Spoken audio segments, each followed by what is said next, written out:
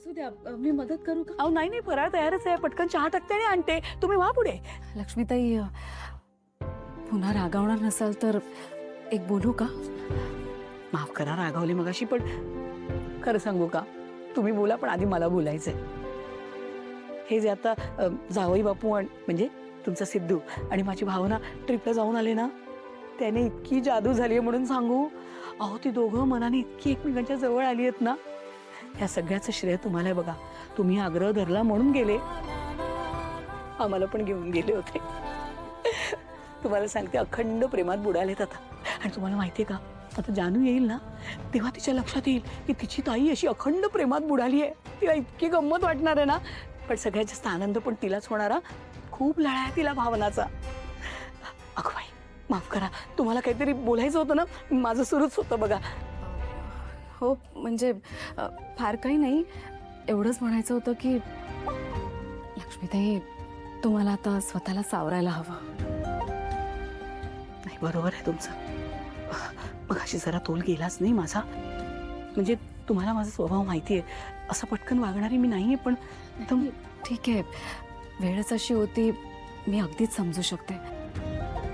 काही गोष्टी हाताबाहेर गेल्या ना की मग त्या स्वीकारण्यापलीकडे काही गत्यंतर नसतं आपल्याकडे. अगदी बरोबर बोललात बघा. पण मी सुद्धा स्वीकारलंच ना. म्हणजे माझी लेक हरवली आहे हे स्वीकारणं काही सोपं नाही हो. पण माझ्या लक्षात आलं नाही, काही गोष्टी घडल्या की त्या स्वीकारायलाच पाहिजे. पण आता इतरांचं काय करायचं?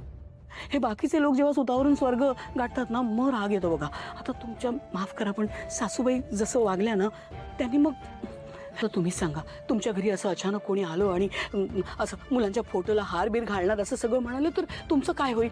नाही हो, मी तर सहनच नाही करू शकणार. मी पूर्ण खचून जाईन. हो ना हो. पण एक सांगू का, शेवटी आई आहात तुम्ही, खचलात तरी सावरणार. अहो कारण देवानी ना आईला एक वेगळीच शक्ती दिलेली असते बघा. आपल्याला बरोबर कळतं जेव्हा आपल्या मुलांबरोबर काही बरं वाईट होतं. आणि आता माझं या आईचं मन सांगतंय, काही नाही झालंय हो जानूला, फक्त हरवली, सापडेल, येईलच इतक्यात.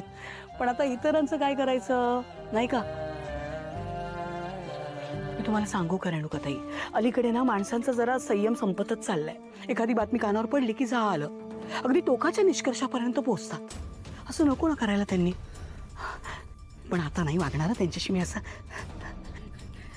लक्ष्मीताई, ह्या सगळ्या प्रसंगाला सामोरं जाण्यासाठी देव तुम्हाला भरपूर शक्ती देव. खूप आभार हो तुमचे. नाही म्हणजे आत्ता तुमच्याशी बोलून इतकं छान वाटलंय ना मला. जानू घरी आली ना की पहिला फोन तुम्हाला करेन.